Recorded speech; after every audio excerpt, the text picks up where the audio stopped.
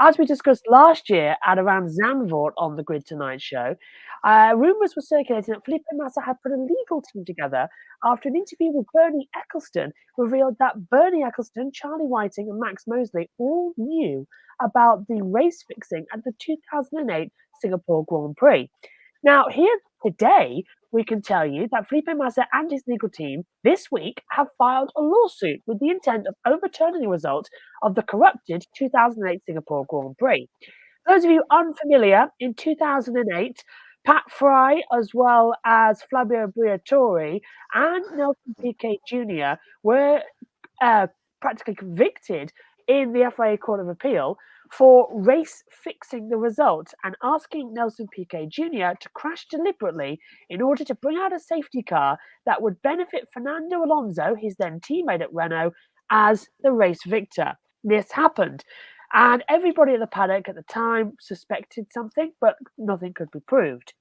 Then in 2009, Nelson Piquet Jr. was fired from the Renault team, and he went to the FIA president Max Mosley and the then FIA race director Charlie Whiting, as well as his father, and sat down and confessed to everything. This kicked off one of the biggest controversies in Formula One history, dubbed Spygate, and then Crashgate. So, what happened? Basically, Piquet crashed, they covered it up, Alonso won the race. But we all found out about it a year later at Singapore, and Flavio Briatore was kicked from the sport permanently. That was then relieved. Pat Fry was banned for 5 years. Piquet Jr. lost his job, but was acquitted of any penalty of driving Formula One because of the evidence he gave. That's basically where we ended up. Now, for years, we thought that was the end of it until in 2023, we heard Bernie Ecclestone stating that he knew about the plot in 2008 because Piquet Jr. had told him in 2008 before the end of the World Championship. Now, this was contrary to what we know from everything. So now Felipe Massa has filed this lawsuit in order to try and overturn the 2008 Singapore Grand Prix because the FIA knew about it before the end of the season. They should have been able to act on it, but didn't. Now, Bernie Ecclestone has since stated in an interview with Motorsport that I would fully have supported him being Felipe Massa, as you see on your screen, if he came to me at the time and gone through an English judge to change it. Well, that's what's happening now. He's filed a claim. Ecclestone is a key figure in this case, as I said, after the initial spark that kicked off this saga. Of course, Charlie Whiting is the former FIA race director, who passed away in 2019 due to a heart attack. And Max Mosley, who was the former FIA president at the time, all knew of this manipulation back in 2008 as well. The photo courtesy there of Williams Racing. Boys, we discussed this back at Zandvoort as well. Whistleblowing's been a big part of Formula One over the past 3 weeks or so. With Massa now taking this to court, Kobe, starting with, where do you see this saga ending up? Hopefully it ends up with nothing coming from this. I think it would set a terrible, terrible, terrible precedent in motorsports if this goes into a courtroom and we overturn the results of a championship that happened in when 2008. It's 2024 now. Why are we living in the past and yesterday's news? And today here we are, many years later, trying to. I don't even know what Felipe Massa is trying to do. I can't even explain it. I remember when this was first reported, months ago, that he was thinking about taking legal action. I was thinking, Felipe, what on earth is going through your head? Like, this doesn't make any sense to be harping on the past, something that happened a super long time ago. And yeah, it was unfortunate the way the champ how this all unfolded in Singapore in 2008. But like a lot of things, there's nothing you can really do to change that. So I feel like he should have moved on from that a long time ago, or maybe Felipe just wants to get attention or something. But it doesn't really make any sense to me why he's taking this to a court. It just seems like a waste of time and a waste of money, and hopefully nothing comes of this, because like I was just saying, I think it would set a horrible precedent for motorsports. Got a comment here in the chat room from Ben Snyder saying that championships been decided in a courtroom should absolutely never happen. If Felipe somehow gets this overturned, it may set a dangerous precedent for situations like Abu Dhabi 2021. That's a very good point, man. If Felipe Massa ends up getting, for some crazy reason, ends up getting this championship back from 2008, what would happen in 2020 was Lewis Hamilton gonna, then take it to court and get his championship from Max Verstappen. I think it would just open a can of worms. So for the sake of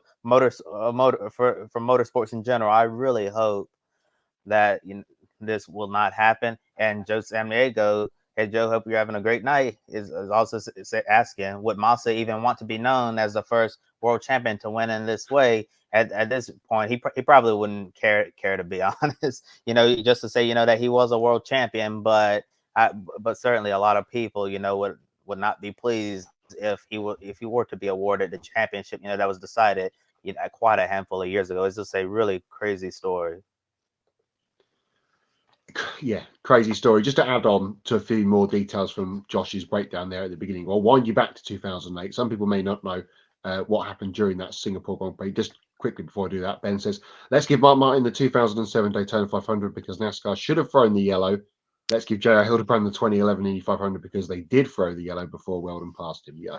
As I said, Ben, before we went on air, which obviously you didn't hear, well, we're just getting ready to go. If Felipe Massa somehow manages to overturn this and win the case, motorsport is absolutely ruined for all time. So back in 2008 at the Singapore Grand Prix, in qualifying on the Saturday, Fernando Alonso had a pretty decent car going for Renault, but he made a mistake in Q2, ended up parking it down underneath the by the football ground and on the front, which they now don't use anymore. Ended up running down the escape road, got stuck. That put him back in the field. In the race, he then took a quite early pit stop. And then the PK accident happened in that same sort of area on the racetrack. They would have had to throw a safety car. They did. Of course, Fernando, excuse me, had already made his pit stop, so he vaults to the top of the field and then ends up taking the race win because, of course, as we know in Singapore, it's very difficult to overtake. And back in 2008, it was even worse for overtaking than it is now. We get to the middle of 2009, as Josh said. PK's having a terrible run in the then new Renault as the rules changed. We all know about Jenson Button's tremendous 2009 season. Renault were terrible. He got the flick I think it was Hungary or after. He got given his marching orders. Romain Grosjean came in to replace him, and then it all came out. If you watched that 2008 Singapore Grand Prix live, you would have gone, something fishy there, or they got very, very lucky. That Alonso had made his pit stop and vaulted to the top. Lewis Hamilton came third in that Grand Prix. And of course, Hamilton then won the championship by a point. As we all know what happened in Interlagos. Is that Glock? Yes, it is, etc., etc. The rest is history. So Felipe, what he wants to do is remove the Singapore Grand Prix from that year's championship. What happened to Felipe Massa in that Grand Prix, you may ask yourself? Well, he ended up parked at the end of the pit lane because under that safety car, which was caused by Nelson Piquet, he left his pit box with a fuel hose still attached. And he ended up parked at the end of the pit lane and didn't score any points. Also in that year at Hungary, he was leading with 2 laps to go and blew an engine. Didn't score any points. Heikki Kovalainen got his first and only Grand Prix win. At Silverstone that year, just a couple of weeks before, he had 5 spins during the Grand Prix. Didn't score any points. Fuji. Oh, it's one race that has caused all of this grief and 1 point.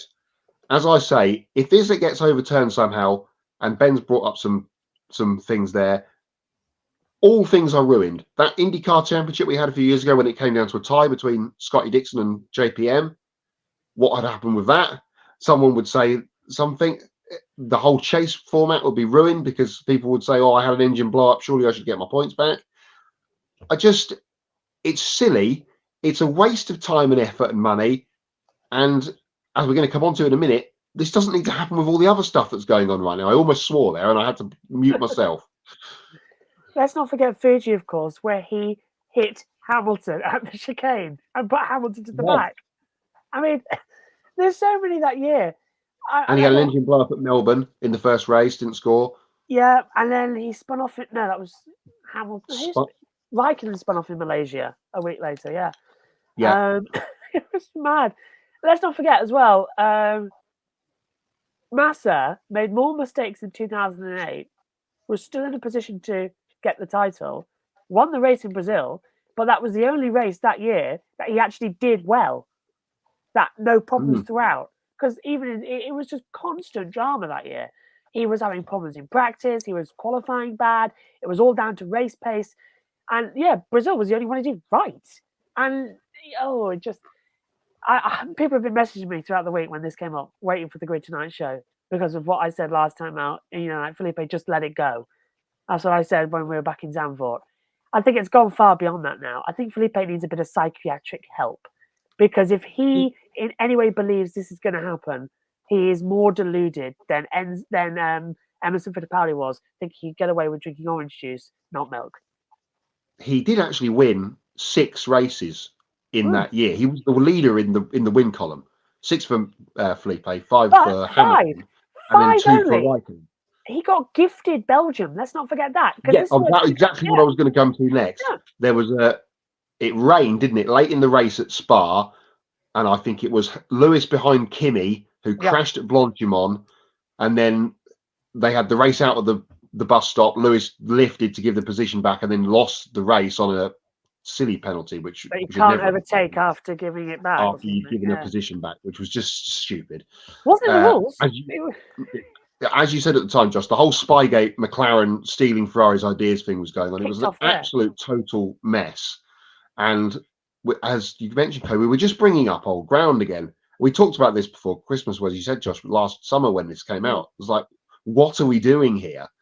And it's just an absolute joke. I'm sorry, Felipe, you've lost your mind. You brought it on to the right point as well. I said, is it the right time to bringing all this drama up? Because we've got the current situation with Red Bull, Christian Horner, Helmut Marko, the time Austrian owners battling over control, employees suspended as well. That's now fact as well. The entire paddock apparently seeing a Google document allegedly containing evidence. Red Bull then going and confirming that evidence is apparently true because they directly mentioned the leak from saying that we could have people suspended because of it. It's like Red Bull can't keep their story straight. And then we've got the FIA trying to keep their story straight and keeping a lid on Mohammed Ben Sulayem, who is apparently interfering in race results in Las Vegas. Interfering in Saudi, preventing Las Vegas from happening was another one. And then we've got Formula One with Stefano Domenicali having an open war with the teams who are saying 24. The teams, the media, everybody, even the fans. 24 races is too much. Plus 6 sprint races, you've got to cut it back to the point where everyone's going, well, we can't be at every race. We can't do this anymore. It's getting too much. And now you've got the situation where it's like, this is ridiculous. It feels like they're throwing anything at the wall to see what could distract us, and it's not working. Yeah, it seems so. I mean, I heard in the week there was an interview that Helmut Marko had done pre-season or post-end of last season, and he called Lewis Hamilton a Freudian slip, an 8-time world champion, which he was picked up on. He went, oh, well, he's he is an 8-time world champion to me. That's a very strange comment, considering his driver then ended up winning the championship. But as Ben mentioned, that will be the first one, won't it? If this goes through, the Massa thing, I mean, we've still got all of this year to run. Goodness me, we've only 2 races in. But if we go back a couple of years, that is absolutely going to be the first one that goes straight to the top of the queue of, what can we do about this? Michael, but then again, as you said, Josh, when Lewis left, and as Lewis left, maybe now they will get their 2008 world champion in some way, shape, or form, because Hamilton's going to be a Ferrari driver. Yeah, and I mean, it's a bit weird, that isn't it? Because, that's true, actually. They Ferrari do get it, but it is weird because Massa's now going to call Ferrari to back him, but Lewis is now contracted to Ferrari. I think we said it just when it came out. I said this, didn't I? When we got the news. I said, this is the smartest play in history to stop him talking, because Ferrari now can't talk about this court case because they have a conflict of interest. It's the smartest play in history. Oh, it's fantastic. Ben says if Lewis loses 2008 but gains 2021, he still has 7, evens all out. He says there's nothing wrong with this. So we'll basically be exactly where we started in the worst case scenario.